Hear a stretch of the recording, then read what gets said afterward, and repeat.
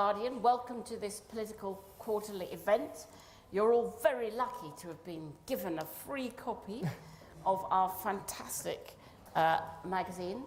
Co-editor of the Political Quarterly is Michael Jacobs, who has worn many hats and wears many hats.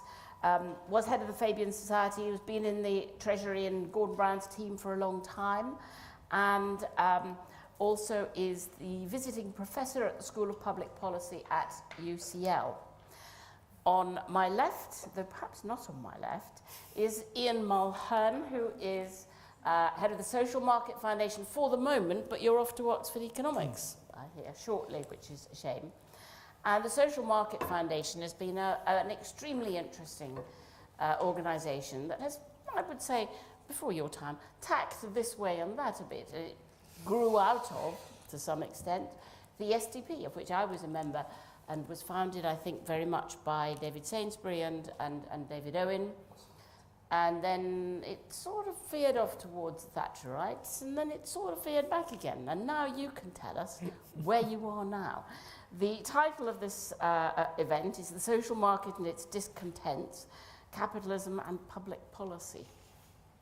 So off you go. Okay, well, thank you very much. Thank you very much, Polly. I mean, I would take issue with your history of the SMF, but I won't go over it in detail because you'll all leave. I mean, I'm delighted to see so many people who've come out this evening, and I hope this isn't your idea of getting out more. But nevertheless, hopefully we can have a good discussion. Thanks to Political Quarterly and to Michael for taking on this kind of challenge and offering the opportunity to have such an interesting debate in the pages of PQ. And I hope you'll have a chance to read through it at your leisure.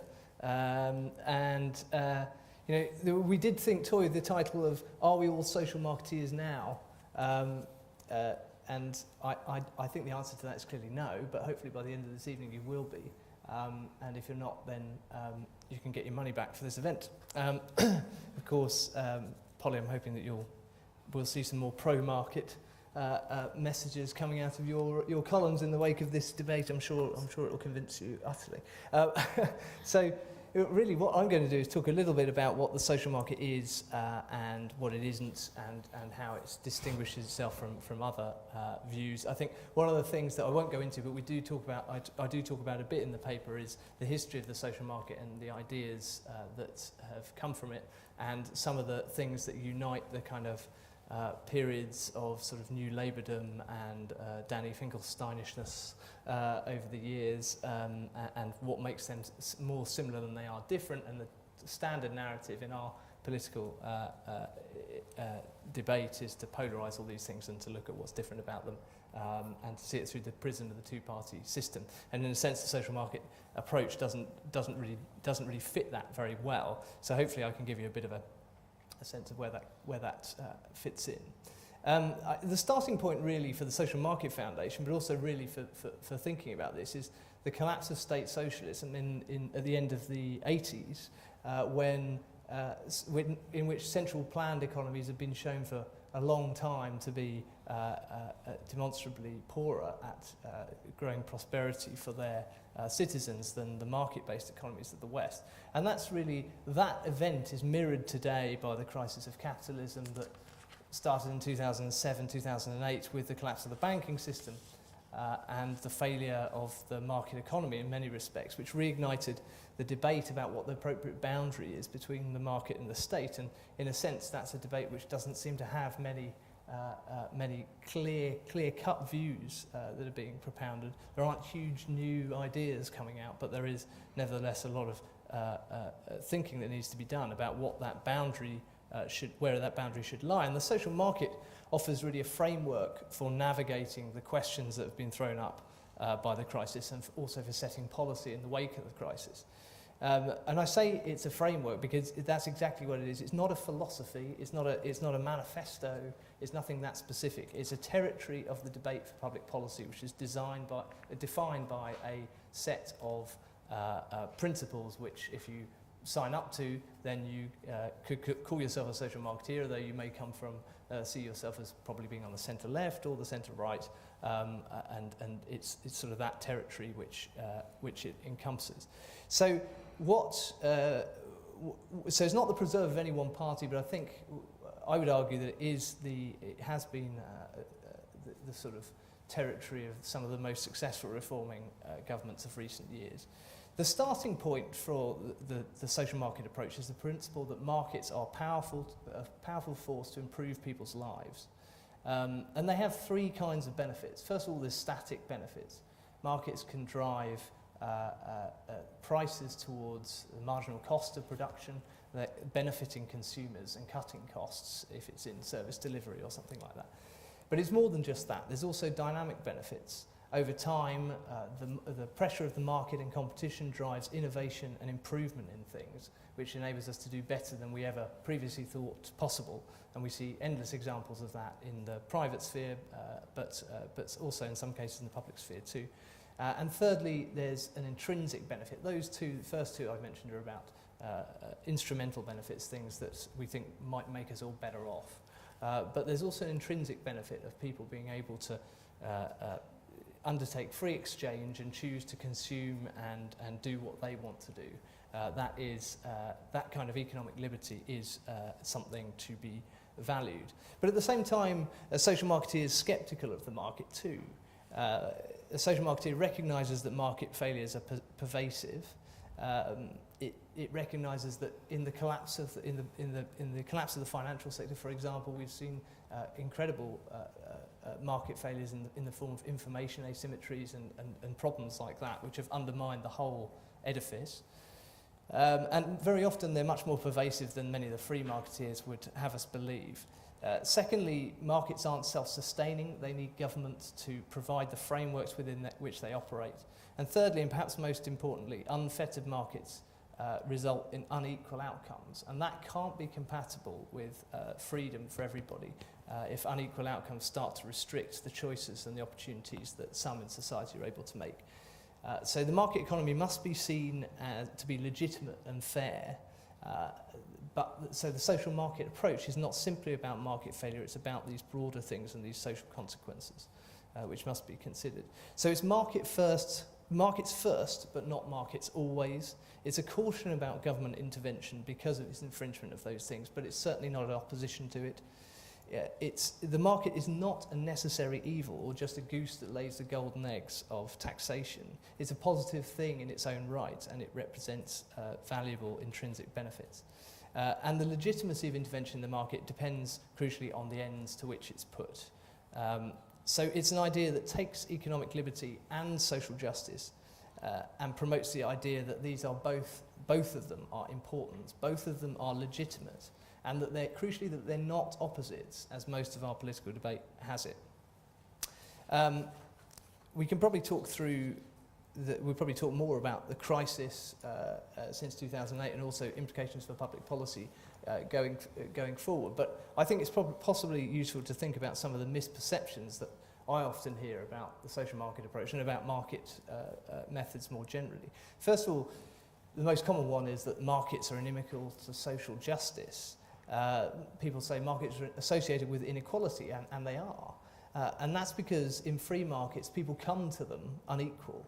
And so it's hardly surprising that they leave them even more unequal.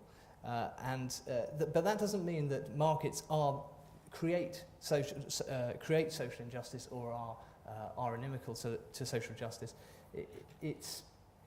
In public services, you can control resources such that everybody comes to the market equal. In fact, the challenge of public policy so often is to skew those resources towards the people who need it most or who are sickest or whatever. So government can control how people arrive at markets, and that doesn't lead them to come out with unequal outcomes. Second objection that I often hear is that competition means private firms and profit. And market mechanisms are usually associated with those two things, which people have some reservations about. But I think it's important to realise that it's not the case that those two things need to go together. There's plenty of examples in public policy of when governments have used the principles of marketisation of competition to try to improve outcomes for everybody, and it hasn't involved any privatisation or any profit.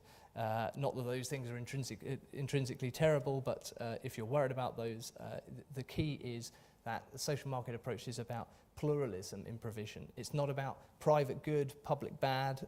It's about plural good and monopoly bad. And some examples of this kind of thing that we've seen, we've seen choice in health services, which have improved outcomes and lowered costs, and even virtual forms of competition like league tables in school performance. There's some great research by Bristol University recently which showed that when league tables were abolished in Wales by the Assembly there, performance dropped markedly, and most for kids from poorest backgrounds, with kids coming out with, on average, 2 grades lower than the performance of children in schools where there were league tables. So you can even have virtual competition. You don't even need to have any spare capacity in that sense. So there's many forms of competition and pluralism that you can engender, and they don't always mean private firms and profit. And a third common one that I hear is the state is the antithesis of the market. How can you advocate intervention and also claim to be pro-market? These two things are surely, completely opposite. And I think that really goes to the core of misunderstanding what the social market approach really is. There's a massive role for government in many areas of life in intervening to make markets work better, not just to limit them, although there is a role in limiting markets. I mean, classic cases of this include, regulation of consumer financial services in banking, where competition tends to drive complexity and rent seeking.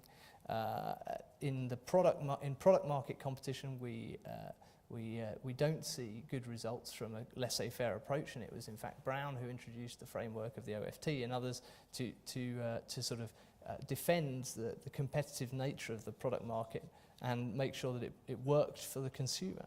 And a third example, perhaps particularly relevant in the middle of today's economic stagnation, is the labour market. We learned in the 80s, if we didn't know it before, that labour markets are very different, they're very complicated, and lives are ruined by taking a laissez-faire approach. There's an important role for government to work with the market and make it operate better by helping people who need help to find work and to get the skills necessary to go to work. So to conclude, I would say that you don't have to be a libertarian to respect economic liberty and to worry about infringing it. Nevertheless, for a social marketeer, those economic liberties need to take their place alongside the goal of social justice. Free exchange isn't inherently just, as those on the right would argue, but nor are its outcomes entirely morally arbitrary, and the government the only arbiter of what is just. The challenge of accommodating those rival conceptions of liberty really defines the territory of the social market. And it's a view that can encompass the centre-left as much as the centre-right. And the social market is, I would argue, in essence, what distinguishes that free market right from a market-suspicious left. Thank you very much indeed. Now we're going to hear a reply. Thank you. Thank you. And thank you very much, Ian, for that, and also for your piece in Political Quarterly, which stimulated my response. And I probably wouldn't have written it without that. So I found your piece and your exposition now very clear and very helpful in identifying what is really a beguilingly reasonable approach to public policy. The social market approach is one which tries to reconcile competing philosophies. It tries to marry hard-headed desires for competition and efficiency and so on with a concern for social welfare. It's a compassionate approach, one which tries to use the dynamics of the market but also moderate them through the interventions of government. And in that sense, it is almost a kind of third way between two, in its origins, and as Ian says, it started out, the Social Market Foundation was born in 1989 as a response to the epochal crises of that moment, the fall of the Berlin Wall, the ending of state socialism, and at the same time the dynamic of free market conservatism. This is a very good week to be discussing all of this, and what I want to do is less to less to critique social market theory as to talk about why I think it's inadequate to address the problems we face now, and particularly why the Labour Party, which is where I sit politically, needs to be thinking beyond its attachment to the social market, which during the Blair years, and I use that phrase third way advisedly, was very strong. The SMF, its peak occurred, I think, in the New Labour years. This is a good week to be doing this, because this is a week in which those dynamics of political philosophy have really emerged once again. The week in which John Major has become our greatest living former Prime Minister is, I think, a good moment in which we should address these fundamental philosophical issues. I have a lot of respect for social market theory. It has an honourable history. At the moment at which it came into being and into the form in which we know it in this country, was a moment at which neoliberalism was beginning to break the bounds of traditional conservatism, and social market theory provided a moderating force, taking many of the concepts and language of the market, but moderating them by compassionate concerns and by acknowledgements of market failures. But times have moved on. We're no longer in 1989, and the situation we face today, with multiple crises of capitalism, and I want to try and justify that phrase, is one which needs a more sophisticated and deeper analysis than I believe the social market approach can provide. I want to talk primarily about its role in regulating and managing the economy. Where much of the work of the Social Market Foundation has been over the last 20 years has been in public services. The SMF and advocates of the social market have been very active and quite innovative in examining how more market-based approaches could be introduced into public services and the ways that Ian started to talk about in order to generate greater incentives to improvement and so on. I actually do want to come back to that briefly, but I want to focus on the other side in a sense, because the role of, as Ian says, social marketeers want more markets where the state tends to operate and are willing to limit them where markets tend to predominate. But its greatest success has been where the state has been running public services in a monolithic way, and the use of markets can open those up and introduce competition, innovation, choice, and so on. And that seems to me where the social market theory is pretty clear what it's trying to do. It does believe that markets are better ways of allocating resources, and so the more kinds of market mechanisms of one kind or another you can introduce in otherwise monolithic public services, the better. Where I think it's been weaker has been on the other side of the equation, where markets do operate, and where it has tried to justify what has turned out to be very limited intervention. I think the problems that we've seen in capitalism over the last 5 years, which have exposed the problems which in fact date back to Margaret Thatcher's, many of Margaret Thatcher's reforms, which is why I think this moment is particularly interesting, stem from an inadequacy of a government or state approach to the capitalism which we face. And that's where it seems to me the SMF and social marketeers as theorists have been too timid. And that is because I don't think they have properly understood capitalism very well, and they certainly haven't understood the crises that we're currently facing. And unless we understand that with different kinds of concepts, we cannot come to get to grips with the problems we face today.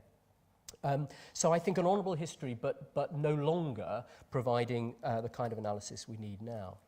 The first thing to say about this in theoretical terms is nobody now disputes the superiority of markets for the allocation of resources in the vast majority of markets that exist in society. There is almost nobody outside North Korea and Cuba who thinks that actually state allocation of capital and of labour and of consumer choices is superior to markets doing this. The decentralised choices of markets are absolutely superior. But this is a truism now. This really doesn't require a great justification. We all think that's true. Nobody would want the state producing shoes or running Pickfords, as it did in 1979, the removal company and so on.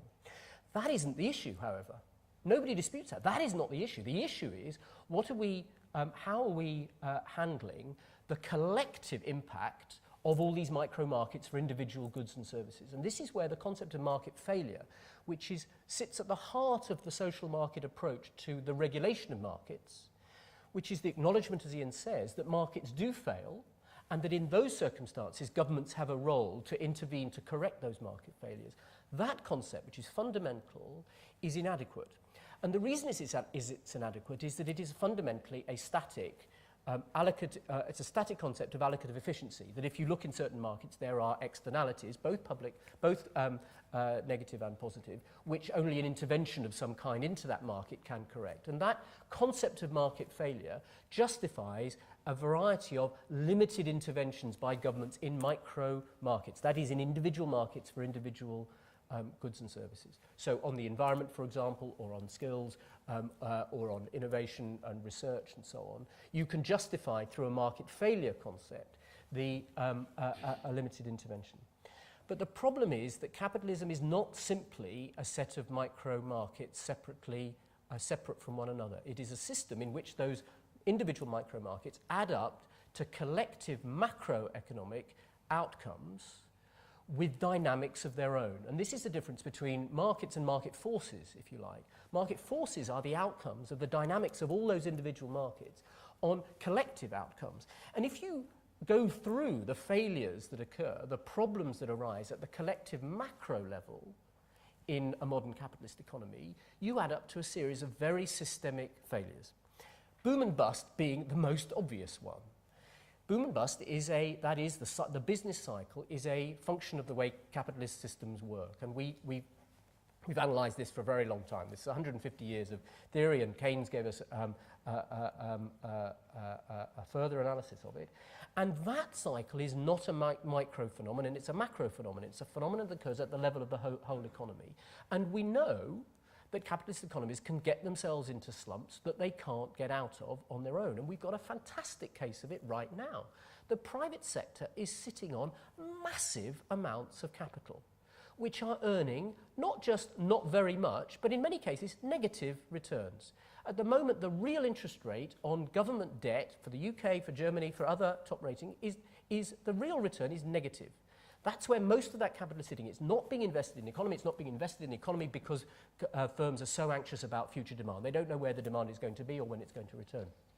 This is a classic liquidity trap, and it is a good example of a capitalist system at the macro level which is not allocatively efficient. It is not efficient to have all this capital lying idle, and we know that only some form of intervention, either of the kinds we've got at the moment, quantitative easing being a massive intervention by the state, or many of us would now say a more conventional kind of spending or borrowing package can get us out of that. Now this is pretty fundamental to the way in which capitalist systems work, and it's not very well analysed by market failure as a concept at the micro level.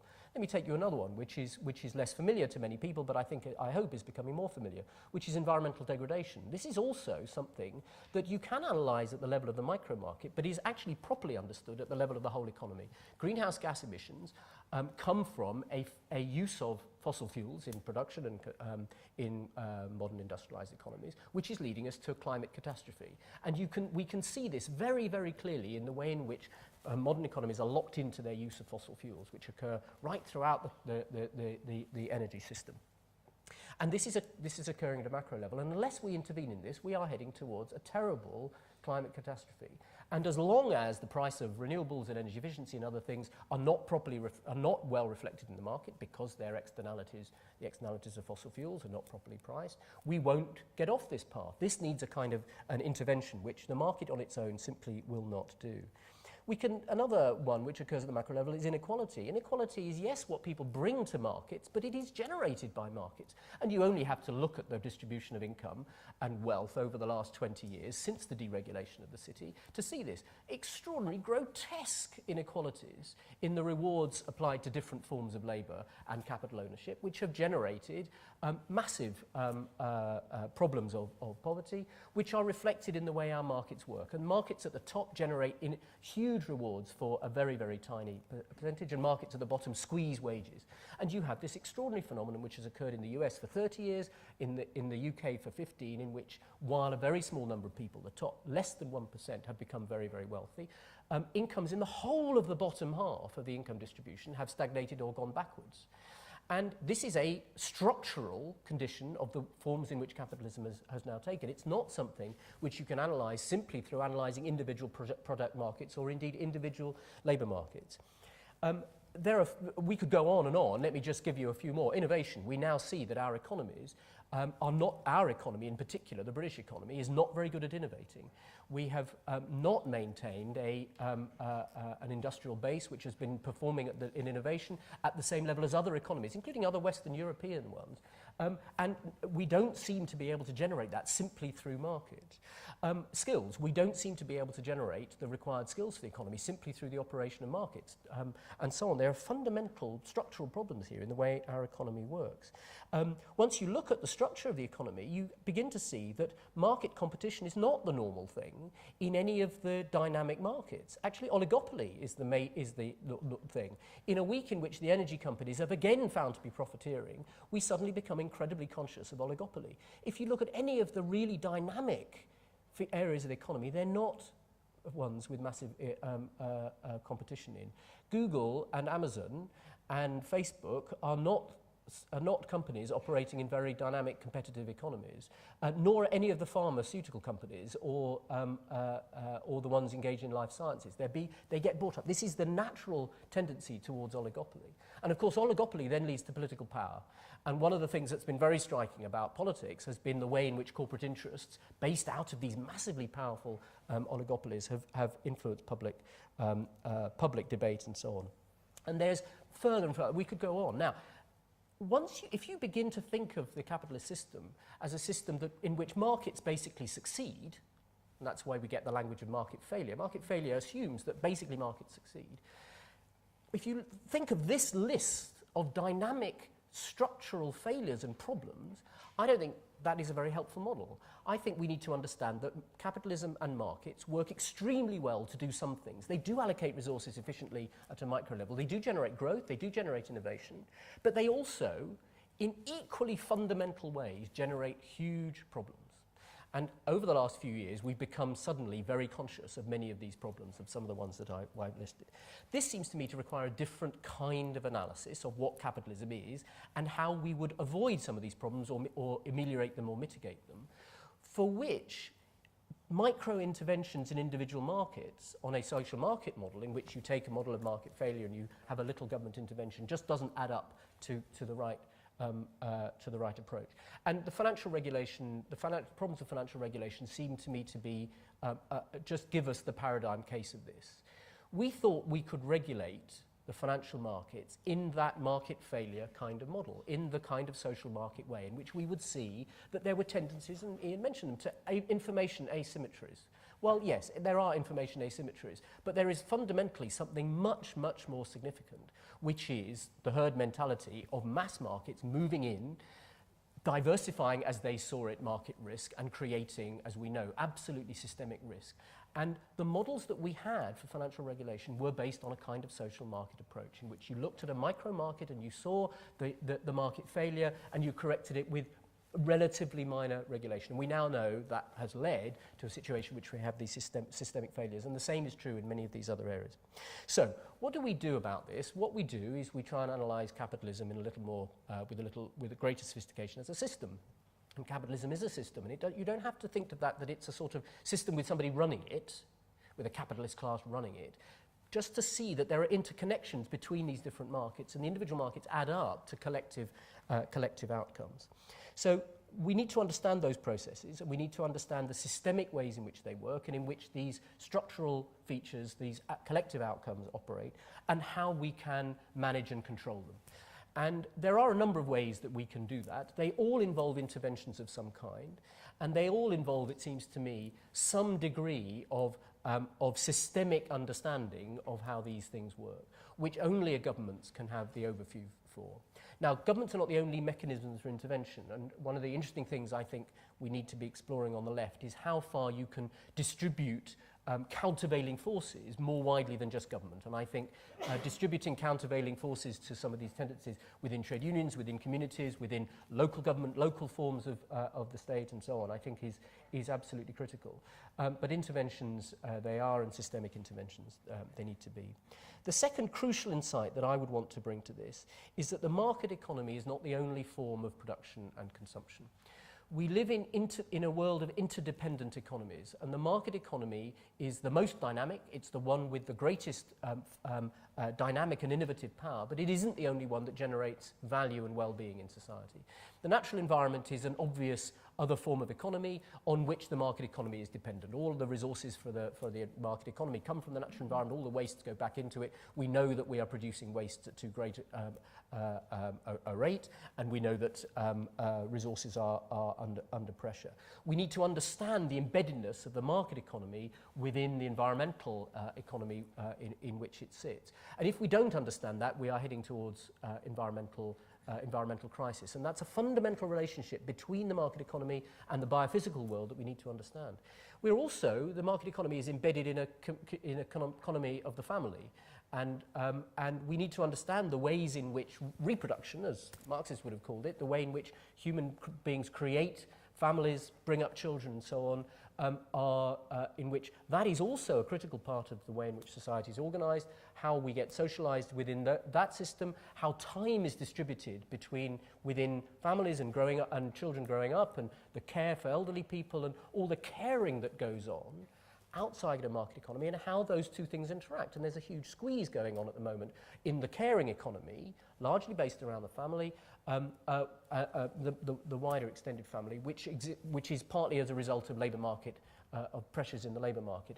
And we know that people at the bottom, particularly the income distribution, working longer and longer hours, huge squeeze on the caring economy. We have an economy of the community in which there's a voluntary association. Of course, there's the public economy, which is a very large part of our economy, which operates under different motivations and so on again. If we don't understand the embeddedness of the market economy within these wider economies, forms of production, all of which produce value, they all produce things we need in society, we value, and yet which tend to be squeezed by the very dynamic and expansionary forces of the market economy, we won't understand how we produce overall well-being. Because well-being, of course, consists not just of the things we produce within the market economy, the things we consume, but also the things that we produce through our lives in the family, bringing up children, caring for our parents, the communities we live in, all the values that are generated by non-market activity, by public services, and so on. So I would want us to do two things. I'd want us to understand the capitalist economy in a more sophisticated way and its collective macro effects, and also to understand its embeddedness and interdependence with the other forms of value in society and the other things we value, because otherwise we will lose those. That leads to a different set of policy prescriptions, and I'm not going to go through all of those, but does, I think, lead us to be thinking much harder about management of the overall economic cycle and of generating growth and innovation in our economy. It leads us to a fundamental reappraisal of the importance of controlling greenhouse gas emissions and other environmental impacts. It leads us to looking again at the ways in which inequality is generated and whether we can generate greater distribution, not just of post-tax incomes through redistributing, but of pre-tax incomes. It leads us to, I think, thinking about the way in which the public services are delivered, in ways in which I would accept lots of market mechanisms, but I would also want to be very careful about ownership in public services, and of distributing ownership of public services. Unfortunately, we've got a tendency towards oligopoly there too, with huge numbers of public contracts now going to a very, very small number of private companies and so on. And I'd want us to think about democracy and about the role of corporations in the way our democracies work, because I think we are approaching problems in the way our democracy works, given the ways in which corporate power has increased. All of this seems to me to be it's not complete, it's not finished, there's a hell of a lot of work to do to fill this out, but there seems to be a more sophisticated and a more realistic understanding of the system we're now living in its complexity and in its system dynamics, than the one which the social market has given us. And it does fundamentally lead us to rethink the role of the state and of government. And I find it, at this point, This is not the moment to say that, as we remember Margaret Thatcher, that what we want is a smaller state. We want a smarter state. We want a state that can intervene in the ways that only states can create spaces for other actors to intervene in ways that will help us manage this system, so that it doesn't just generate the micro benefits that we know markets can do, but can also generate macro benefits where the problems are much more serious. Thank you. Thank you very much indeed. Thank you to both of you. It was excellent.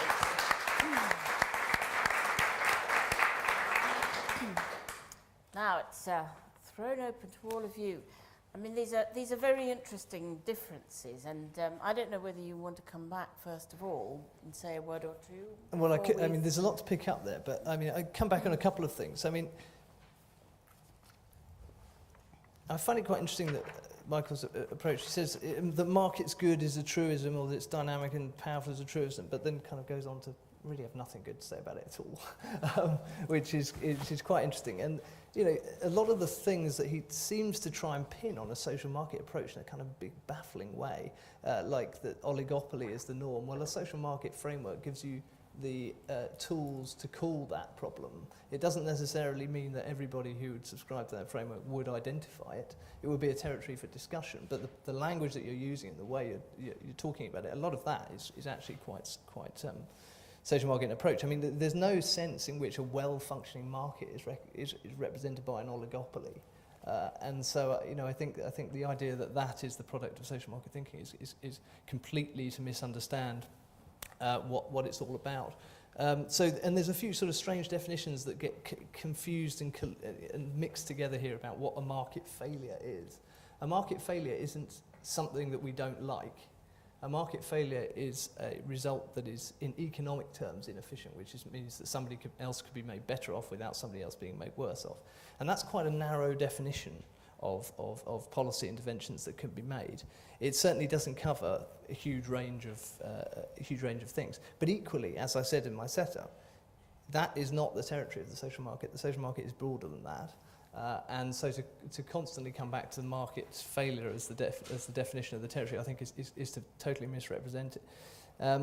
But you know, what I would say is that there's a much greater in-depth, Michael and I go through this, and there's a rejoinder in the piece, so I would urge people to read that and make their own mind up about which is the more sophisticated view. Right. Well, let's throw it open. Yes. Over the microphone. Very good.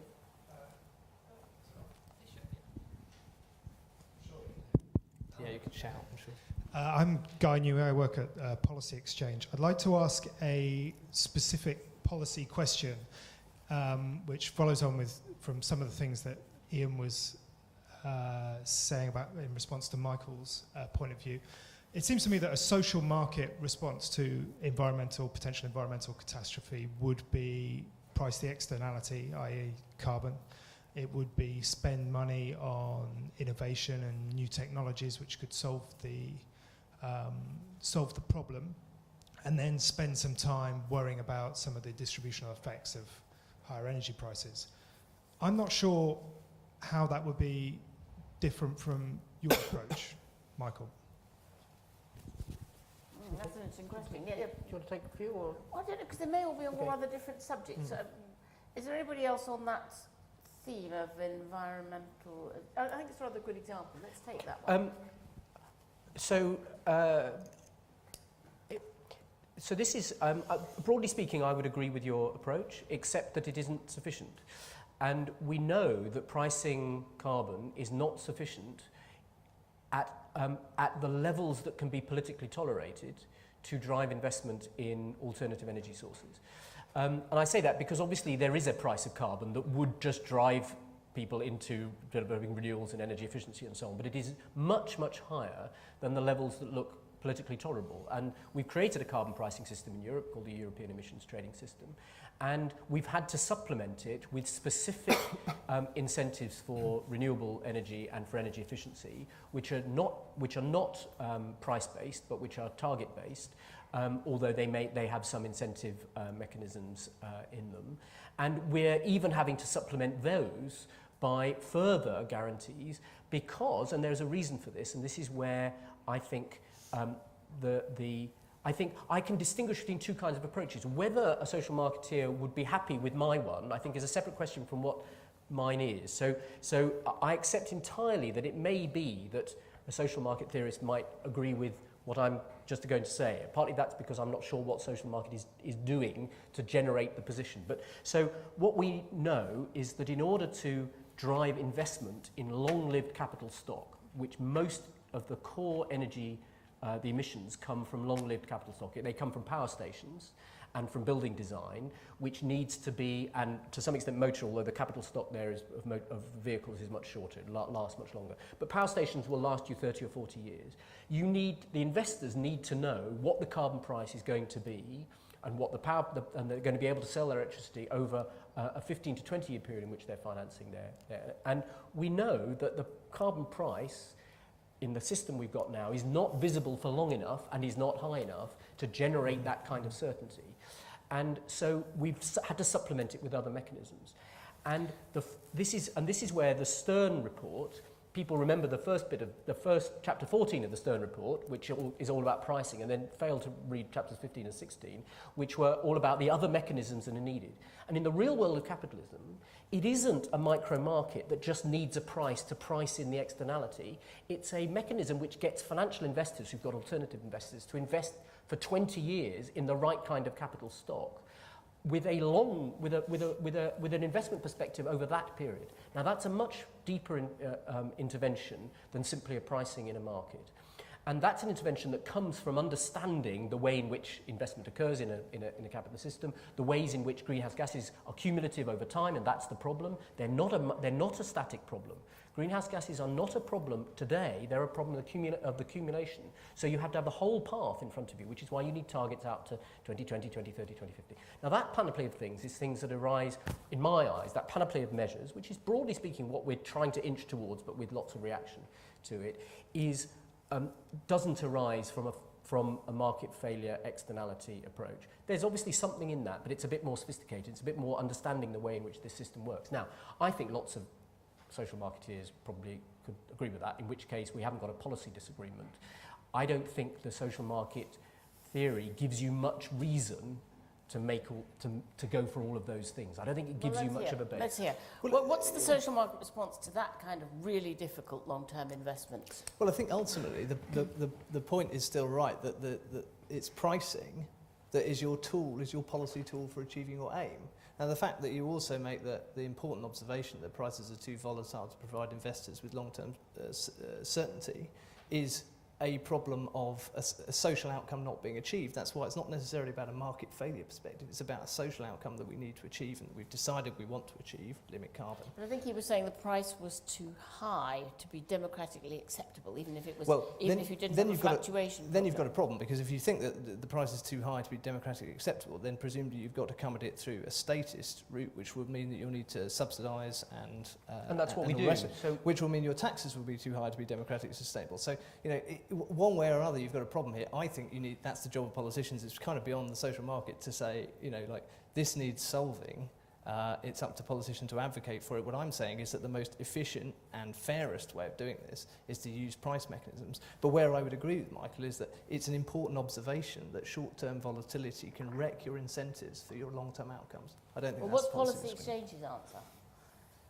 Well, first of all, you need a rigorous carbon price, and it's worth pointing out in response to Michael's point that the problem is when you've got an ETS cap system, if you put all the other stuff on top, you actually depress the price, you reduce the pricing, so there is a risk in it.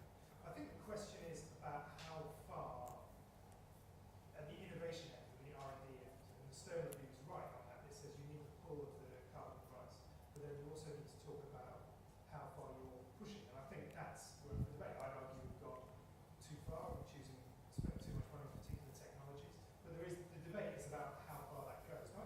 I guess that comes back to the point is I don't see a wildly different argument between any of us.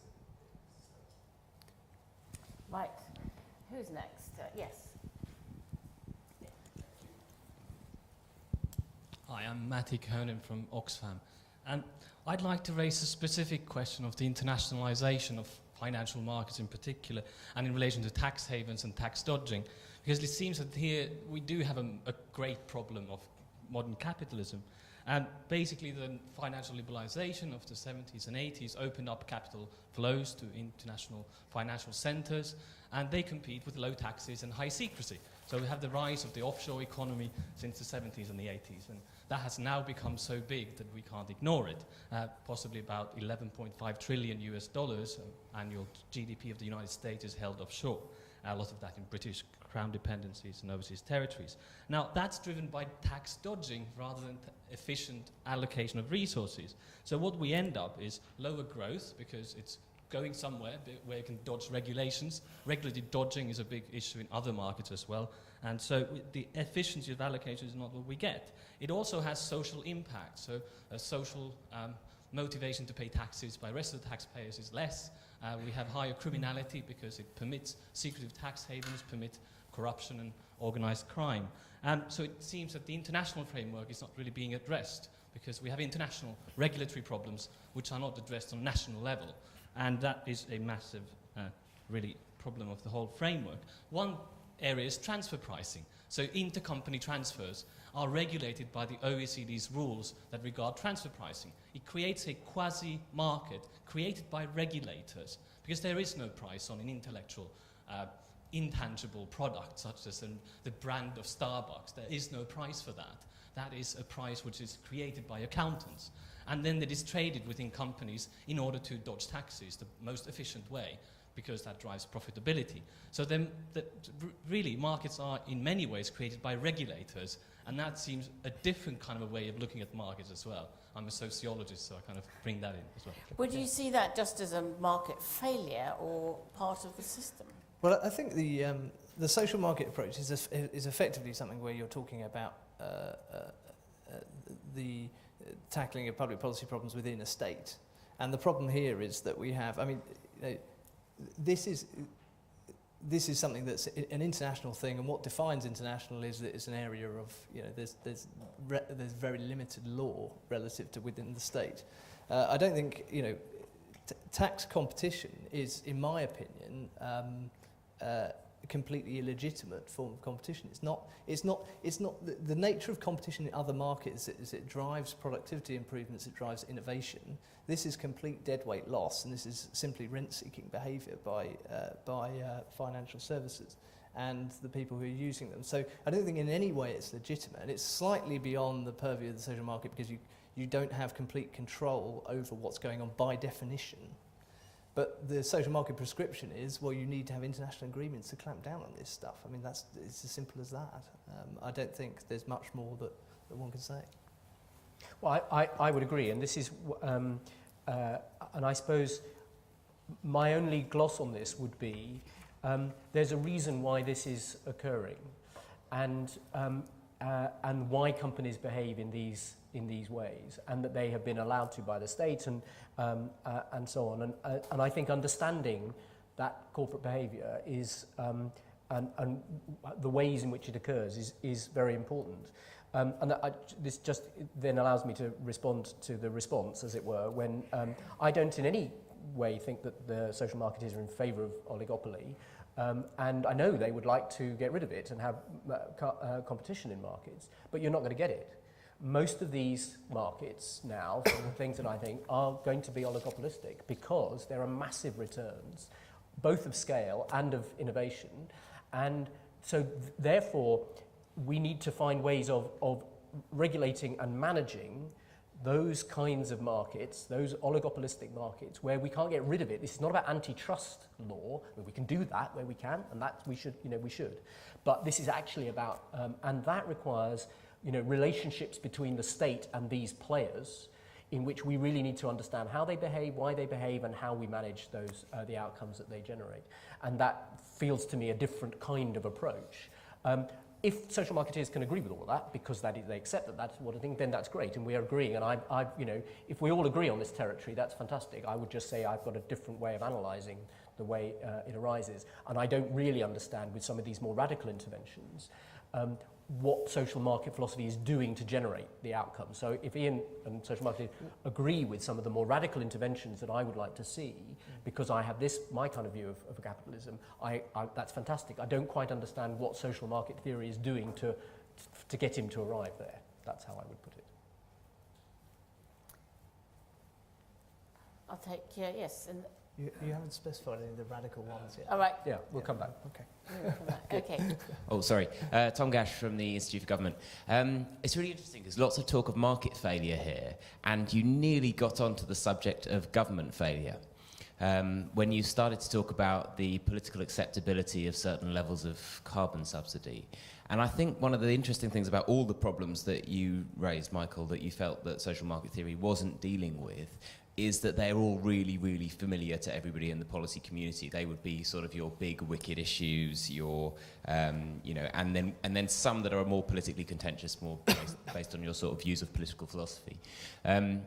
But given that they're quite recognised, familiar problems, the question I've got is sort of what I think you're moving towards is a set of questions about how you create an ecosystem in our in our country that will allow us to better deal with these systemic market failures, as you put them.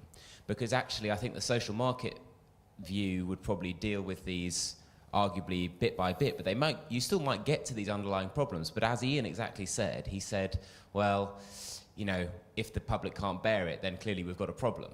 And that's kind of where the social market analysis arguably reaches its sort of end.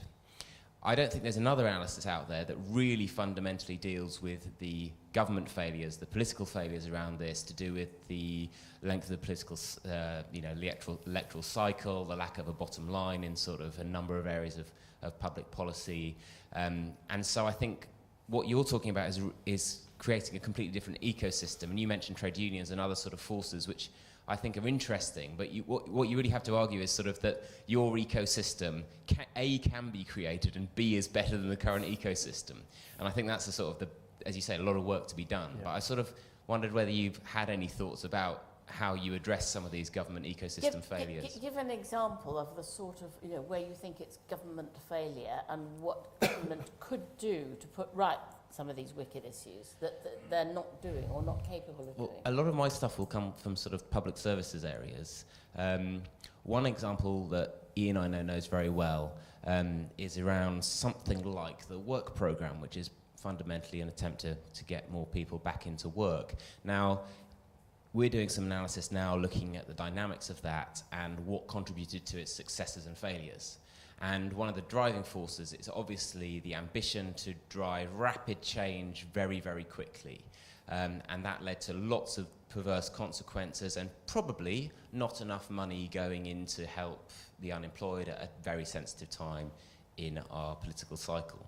The reason it happened was a number of reasons. One is, this is all going to... we're recording, so one of the main reasons is obviously to do with your bias towards a short-term impact in terms of, and that's both individually as a politician within a political party that might have different goals, and then as a political party versus an electoral cycle. Lack of visibility on the bottom line in that case, which I think is very hard to resolve. Your other sort of, trying to think of other sort of government type failures there, but I could probably think of a few if you gave me a few minutes. But that would be one example, and there'd be millions more. Energy policy is a sort of classic case in point. I think government failures there are obviously to do with time horizons very clearly. But it's endemic in government. It's not about particular governments. It's about the short-termism. Well, you could argue that you could adjust things. I mean, there isn't an answer to that. You could arguably adjust things. So, for example, if your political cycle is a problem, have 15-year elections, but then you get another bunch of perverse effects, and that's not great either. But that's what I mean about you've got to put forward an alternative ecosystem that drives a better set of decisions on these really tricky issues. Anyway, that's partly what the Institute for Government's for. So we'll be thinking about them over the next 5 years. Trailer. Do you want to take that up at all? I don't think there's anything particularly. I would You've been in government. Yes, so just a couple of clarifications. When I talked about the carbon price needing to be too high, it was as a single instrument of the carbon price. Not that means that the energy prices will be too high to generate it. That's a separate issue, which is whether whatever mechanisms you use, even if you use subsidies and regulations and various other things that we use in energy policy, as well as the carbon price, which is the price of carbon, those are also too high, and we are testing that at the moment. We're testing whether or not the public can live with higher energy prices as a result of environmental policy. Of course, the vast majority of the reasons your energy bills have gone up is not environmental policy, it's because the underlying gas prices have gone up. But nevertheless, we are testing that. That is a question, absolutely a question which we will all face, which is where we have long-term ameliorative management issues that we want to deal with as people who have social and environmental and other kinds of concerns. Can we get the public to support them? Is an absolutely central issue, and we all face that, whatever our mechanisms and whatever our modes of analysis. I'm absolutely happy to acknowledge government failure. I mean, I'm very happy to shift this conversation to what forms of government are more likely to succeed in the interventions that we need. And in no way, because I'm focused on market failure, and this is a response to the social market theory, do I think government is therefore, the answer? Governments fail in all kinds of ways. I think it's interesting to think what are the systemic failures of governments and what are the particular failures of governments. Governments have failed in particular ways, lots and lots of ways, but they've succeeded in other ways. Quite a lot of what government has done has also been good, and there are good examples and bad examples, and I think we need to be careful of the sort of ideology of systemic, that governments always fail. There is absolutely a neoliberal right-wing view which says the governments always fail, by definition, either because people discount their behaviours, they know what they're going to do, so they act in other things, or because governments are malign, or because bureaucracies develop their own interests, or whatever. I don't favour that, and it's not my experience, but there are many, many failures to call on. So I like your idea of an ecosystem, and I suppose my sense of this is we need to develop plural forms of the state so that we're not doing everything exactly the same way, and we're not trying to run small-scale things in localities out of central government departments, which just do not know enough about it. I worry about the motivation of the private sector in delivering services that require human interaction. I think there are some places you can do that. I worry about it in places where you are effectively dealing with people who have difficult lives. And I am much more sympathetic to the idea that various forms of social organisation, possibly not public, social enterprises, charities and various others are better at those kinds of things, but that's not everything in the public sector. So I think the idea of an ecology of different kinds of provision in which we learn, Polly's one of our few political journalists who actually cares about what actually happens in the world, and you spend a lot of time, Polly, looking at what works and what doesn't work and what's been and so on. And I think what the Institute of Government does is absolutely critical. From my perspective, that is very much about understanding that government has a big role and making it better, and not saying that we are fundamentally suspicious of government, which is the language that tends to come out of a social market approach, in which your first resort, as Robert Skidelsky put it, is the market, and government is your last resort. I don't think that's true. I don't think your first resort is the market. I think your first resort may or may not be the market or government or different forms of government, and that's what the more sophisticated understanding would give me. Can I come back on that? I mean, Michael, this is kind of what the sort of underlying thing in your thinking that I don't quite get. I mean, I don't really understand why the market can't provide things that involve human face-to-face contact. I mean, it's not the case that if you go to a restaurant, you'll get a much better service if it's a state-run restaurant, and you won't get treated nicely. No, it's the universality of the provision. It's the fact that these services are dealing with people who are not paying. Yes, themselves. but this is an argument for public funding, not public provision.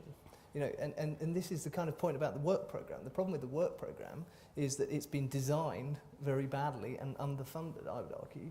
It's not that there's anything necessarily wrong with the principle. In fact, I think the principle could lead to a much greater building of services around the person who needs them, rather than having a state system where effectively, if you don't like what you get, and you've got no choice. And doesn't that worry you? Doesn't that kind of... As I say, for many of these services, I don't think the state is the right provider either. Right. I worry about the profit motive and the motive. And if you look at the gaming behaviour of some of the private firms who've engaged in some of the public services, where you've got very sensitive services provided to, I worry about that impact. And so I wouldn't rule it out, but we've got enough evidence now that some of the use of private companies in some of these fields, of which ATOS is the sort of classic example, But also you create the same problem if you simply put targets, very tough targets on the public sector. They behave in the same way. They will game it in the same way. And then if you take targets off, you get, Wales or whatever. And that's a problem too. They're not necessarily always perfect. This is an argument for getting the targets right in a sense, isn't it? And it's almost the case that, maybe the private sector would game it better. So you need to work out, you need to get your you need to get your policy straight is the answer there really. Not that there's anything necessarily wrong with market. No, but my kind of analysis would say, let's look at the motivations of the people who are doing it. That is a factor in itself. It isn't just about the framing of incentives for whoever it is doing it. It's actually about, let's get people in who actually really do care about these things. Now, that doesn't mean that they can't be, we know, and the NHS is teaching us that fundamentally caring services set up to care don't always do it. But let's think more sophisticatedly than just the market needs its incentives and price. Let's look at who's doing it. And it matters. If the values of those organisations matter. But I think you'll find that successful companies in the private realm are not ones that go chasing after profit. They are ones that care deeply about what they do and do their job well. And those that don't care, I mean, this is a kind of John Kay principle of obliquity. It's those who make profit as a byproduct of pursuing what they do and doing it well who succeed. And I agree with you that if you create a market where you've got a bunch of profit chasers who don't really care about what they're doing, then you've failed to create a very good market. But if you look at the delivery of public services by private organisations, there is massive oligopoly in 4 companies who are now, as Colin Crouch put it, their core business is winning public contracts. They have no core business of their own. If you ask a Serco what it does whatever the state has a contract for. And it buys in all the people from the public sector who actually know about the thing, and then wins the contract and runs it. And we know that some of those have worked fine and others of them haven't. And in particularly sensitive areas, I think there are problems. And so isn't that rent-seeking? Well, it is, absolutely. But what's the problem? The problem is oligopoly. What's the social market solution? Bust up the oligopoly. It's a pretty useful framework. So you would, well, this is interesting. So you would stop Serco bidding for more than a percentage of total markets or whatever? Well, the government intervenes in all sorts of markets to make sure that you don't get monopoly provision. I think government could be much more active in making sure that, for example, PFI contracts, where, as you say, that's exactly the problem. All the theoretical benefits of PFI were over here about, how the thing is, the building is designed and built and whether it's done to cost and all the rest of it. What the problem they didn't look at was exactly as you say, that it's basically an oligopoly in terms of who could bid. Now, government needs to be much more active in making sure that it's diversifying that market. And I think it can do that. But I don't think that's a fundamental challenge to... By the way, I think there's plenty of social marketeers who would say that the whole idea of private finance initiative is busted for other reasons, the cost of capital not least. But that aside, in terms of this mechanism, the real problem has been, as you say, that it's been pretty much an oligopoly. Right, let's go you next, and then I'll take you. Thank you. I just wanted to bounce back on your question. Can you say who you are? I'm just a student. Sorry. Nobody is just a student. But in resistance to capitalism, so hopefully... Because I thought that question was really spot on. I mean, we've been talking about environment, inequalities, competition, incentives. We've been talking about issues, systemic issues that seem to be only solvable by strong, probably very unpopular policies. So my question is very simple. Can democracy handle capitalism? Wow.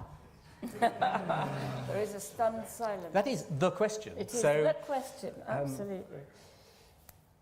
Well, okay, I'll have a go first. And put it in a way that hopefully will tweak Michael's. I think it can, but I mean, first of all, it needs strong advocacy and good politicians to convince people that these problems exist, such as climate change or whatever. But secondly, the most likely way in which it will succeed is through market approaches. If you regulate people to change their energy use, you are going to wind them up no end. If you give them a price message, they will change their behaviour voluntarily. And if they don't want to change their behaviour, they'll pay through the nose. So it seems to me that in terms of cushioning the political consequences of some very difficult decisions, market mechanisms give you the opportunity for people to make the best decisions they can while also achieving your public policy goal. And that's the best hope for some pretty difficult things that have to be done and said. I mean, I don't disagree with specific remedies of that kind. Can democracy handle capitalism? Well, firstly, it has to. There is no better system that we can impose or that we would wish to impose. And but secondly, I don't think it can do it with the ideology of capitalism. And I think our problem, and this is why, in a sense, I wanted to engage with Ian at a theoretical level, given that we might well agree about lots of the actual policy implications. Why I wanted to do this at a philosophical level is because what alarms me about what's happened over the last 30 years is that the dominant ideologies of capitalism have become too strong. And we've lost the sense of alternatives.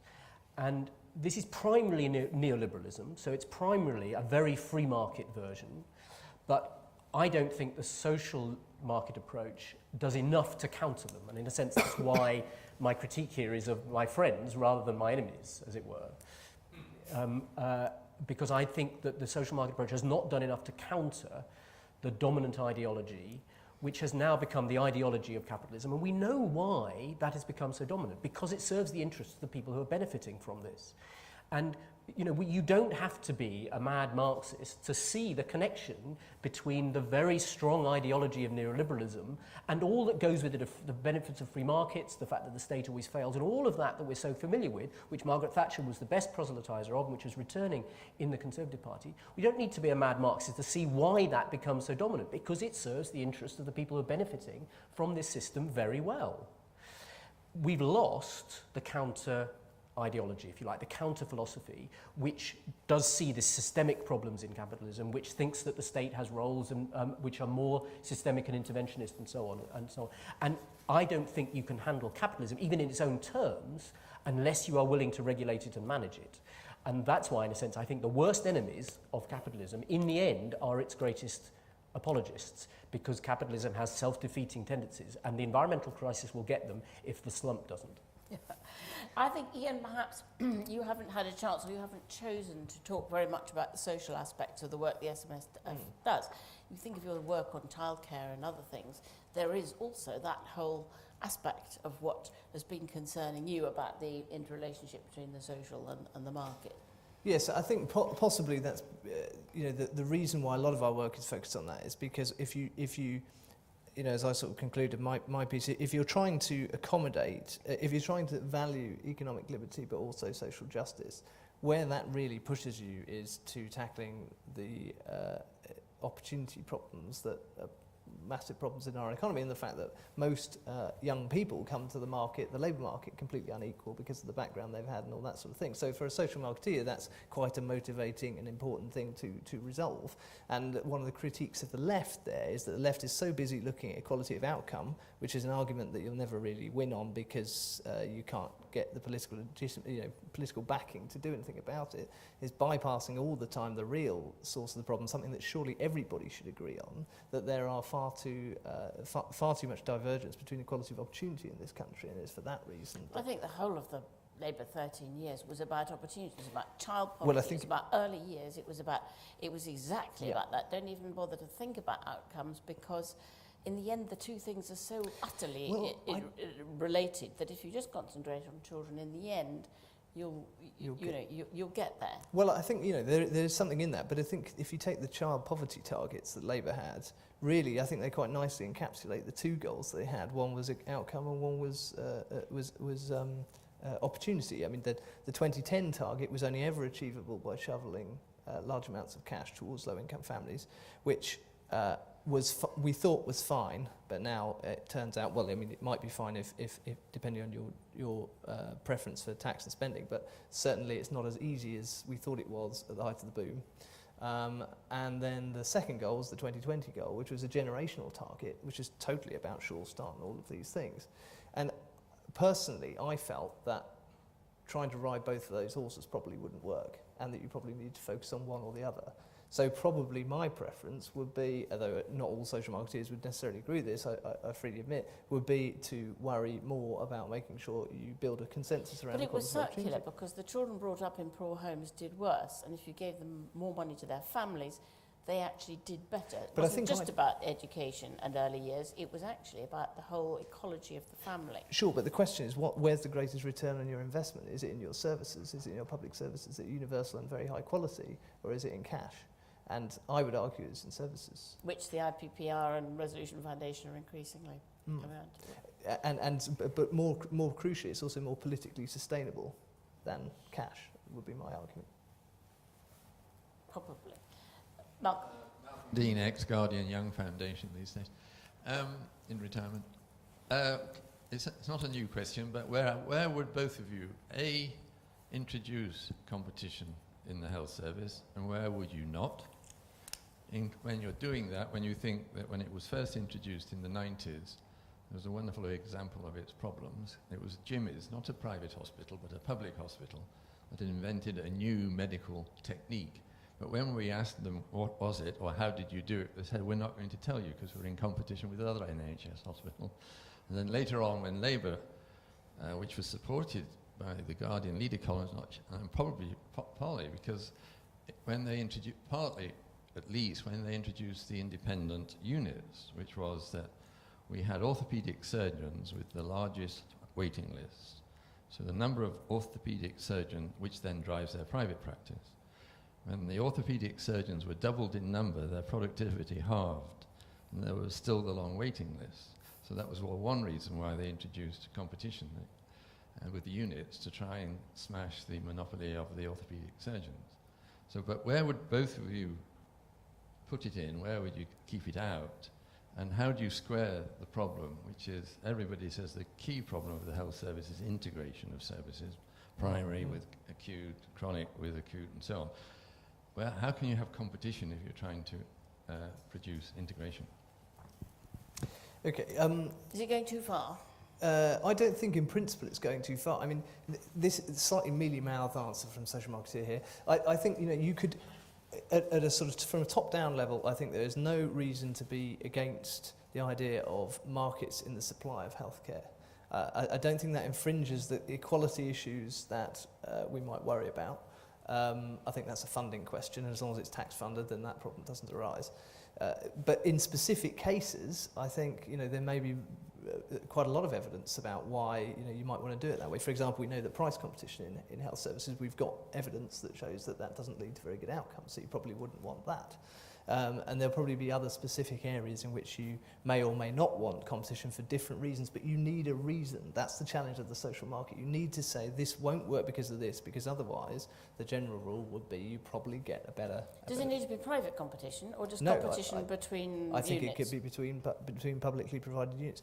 Interestingly, I don't really understand this dichotomy that's been set up between integration and competition. I mean, some of the biggest organisations on the planet, in a private market, some of them in highly competitive retail markets, and managed to pull together a very complicated supply chain to provide your dinner or whatever it might be, and that's quite a remarkable thing. Well, now, I can give you an example of where it got broken, in that once you had competition, you had a care pathway that went from in cancer, this was somewhere in the Midlands, that went from diagnosis to, one hospital did diagnosis, another one did chemotherapy, another one did surgery, one did chemotherapy, and they passed in a chain from one hospital to another.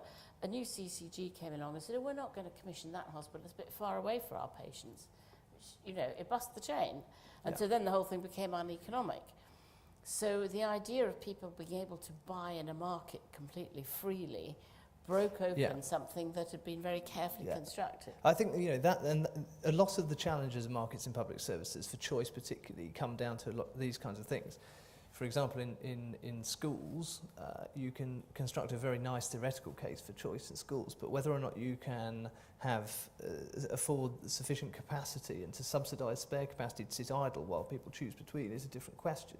The question is, can you get sufficient efficiency out of the rest of the system to warrant having that spare capacity there?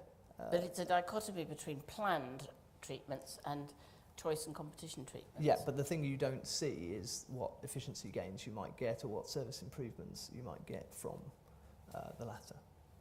But it's a fine judgment, and you need to make the case. Too far, but also not the right way to ask the question, if I may say so. And in a way, my answer, that is my answer. And this is where I do differ from Ian, who wants to see the health service as basically, at least in theory, a set of markets that can be structured, can be fragmented from an integrated system, broken into a series of markets, and then organised, because markets, in general, this is the first resort, are likely to produce more efficient outcomes, and makes the quite correct distinction between the funding of it, which he supports being publicly funded, and the delivery of it through markets. And my approach is different. My approach would be to say, I don't take the markets as a better allocator of resources in a health system as a first resort or as a fundamental principle. I want to look at health systems as very particular kinds of things. Unlike anything else, actually, there is no other market like a health system. And to analyse what are the best pathways which people need, how are those best organised, and to what extent competition helps organise those well, fragmentation helps organise those well, and that's very particular. And I don't bring to it any fundamental principles about the allocation of resources through markets, or indeed through any other mechanism. I want to know what has worked well in different systems. And I'm certainly willing to accept that there may be bits that you can fragment off and that there are efficiencies. So I was reasonably impressed by the hip replacement centre data, which just showed that actually having factories, effectively, which is what they were, did generate very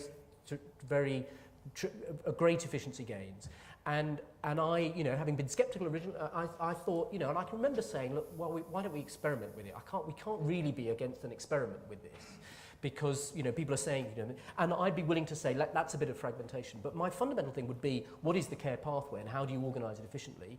And the worry about if you fragment certain bits, you leave other things bearing all the costs of the efficiency you gain there, that you gain a service that doesn't work, and all the critiques and so on. So my answer to the question is, I don't know in any general sense.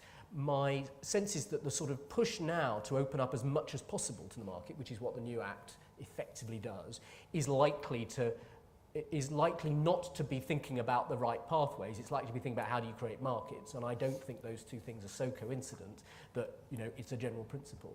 And I worry about integration. I worry about integrated pathways because our big problem is we have the money is all in the wrong place. The money is all in acute care, and what we have is chronic care, which should be done in the community, run by social services. We know we're spending all the money in the wrong way, and I can't really think that markets, sort of as an a priori, is the best way of handling that, which is a very specific health care organisational problem. Can I come back on that? All right, come on. Can I just come back on that quickly, Michael? I mean, I find that quite interesting. I mean, would you therefore say you wouldn't want any choice in healthcare? People should just go to their local provider. And secondly, I don't quite know why health is so different, as you say, from anything else in the world. But presumably, some of the characteristics of it you might see in other areas. Are there other areas where you'd like to take the market out and nationalise it and stop choice?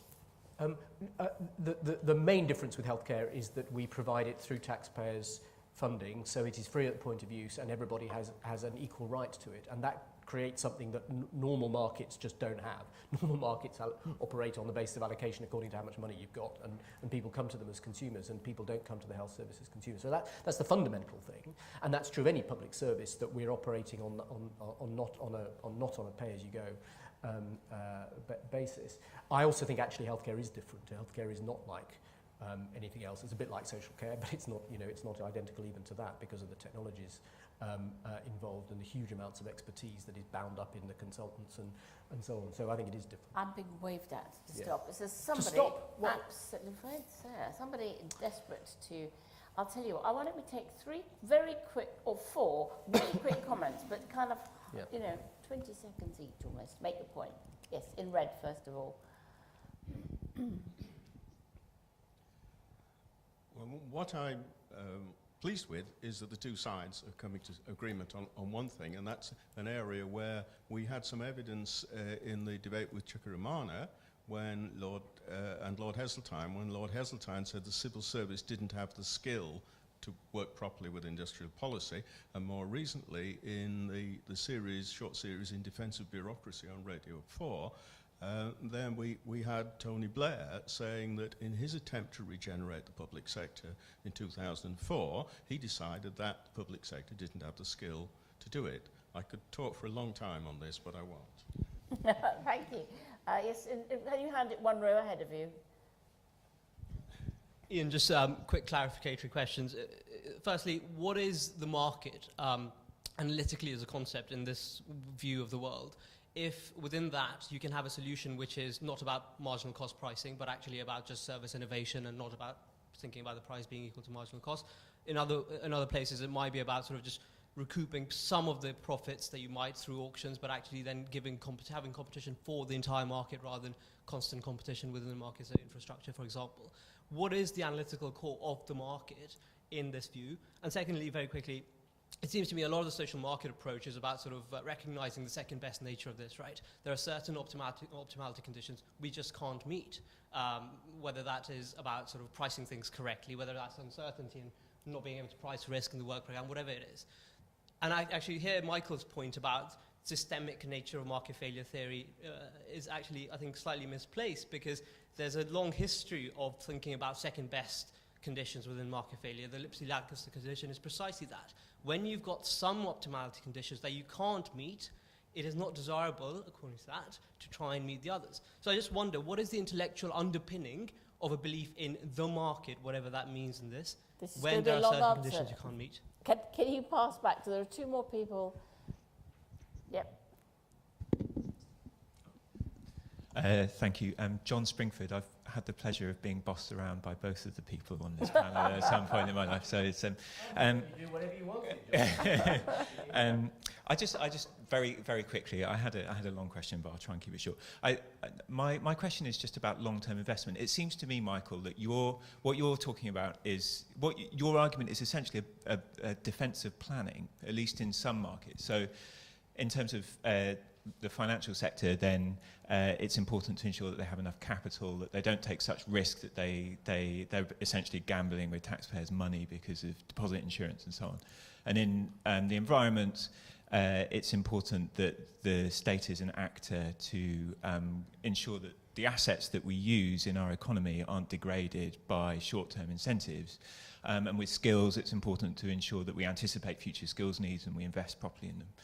But so my question, just very briefly, is to Ian. It's would you accept that the neoliberal period that Michael talks about between 1989 and 2007, we didn't think enough about the way that the state should invest to ensure that assets aren't degraded, and that the state didn't take precautionary action to try and prevent excessive risk-taking or short-term incentives.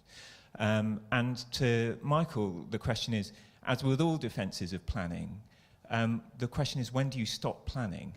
And I think that this goes to the heart of the social market critique of what you're saying. The question is exactly when is it that the planner, isn't able to use information in the same way that markets are? When does the planner take over Pickford, you mean? There was one other person, I thought, hand waving. No? Is that it? Right. You have 1 minute each. I like your characterisation of what I was trying to say, and I think quite a lot of it does come down to the difference between a panoptic, global, long-term view, which governments can have, don't necessarily have it, but can have, and which markets tend, particularly the way that actually our system is developed in this country, have tended to become very short-term and miss the bigger pictures and so on. And so planning is an old-fashioned word. It tends to have negative connotations, but at some level there is a kind of strategic overview. I suppose where I would say that you draw the limits is you define the outcomes you want. And so I would use lots of market mechanisms to try and achieve those outcomes, but I would wish to retain some kind of overview which tries to rein back certain places, push in others, encourage in others, and so on. And so I do see a kind of a role for government to be more of an intervener and a shaper and so on, but focused on the outcomes it wants to achieve. And if it can achieve those with lighter touch, and the outcomes will come right, then I think it should do so.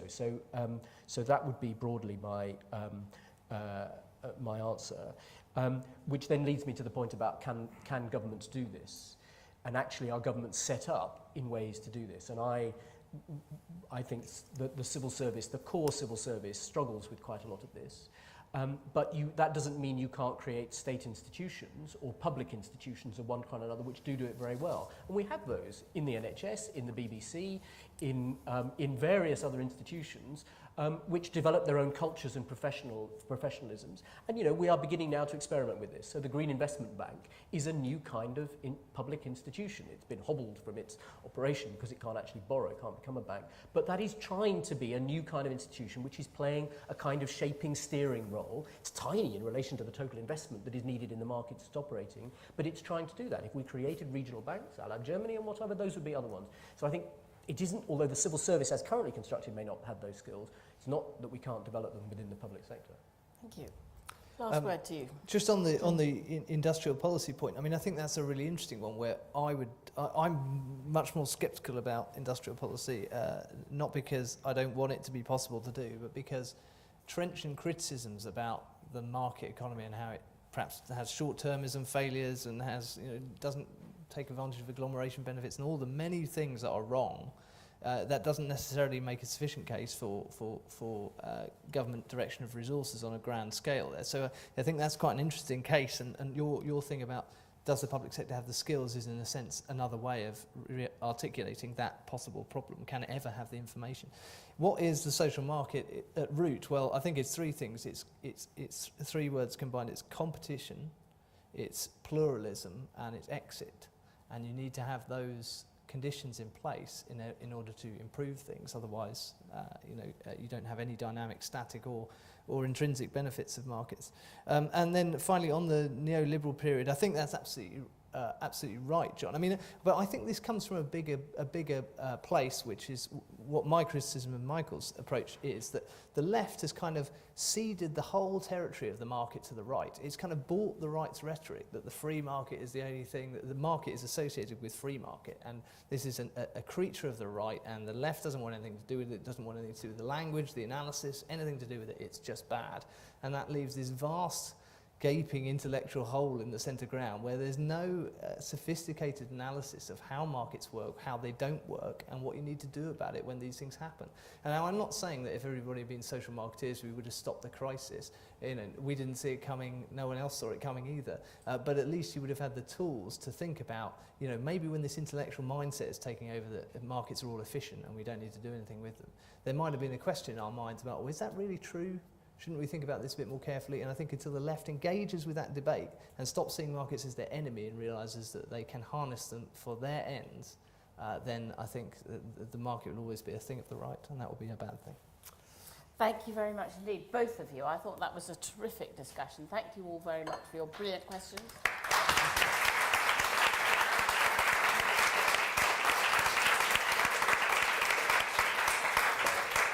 Now I think there are drinks. There are. Next door. Great.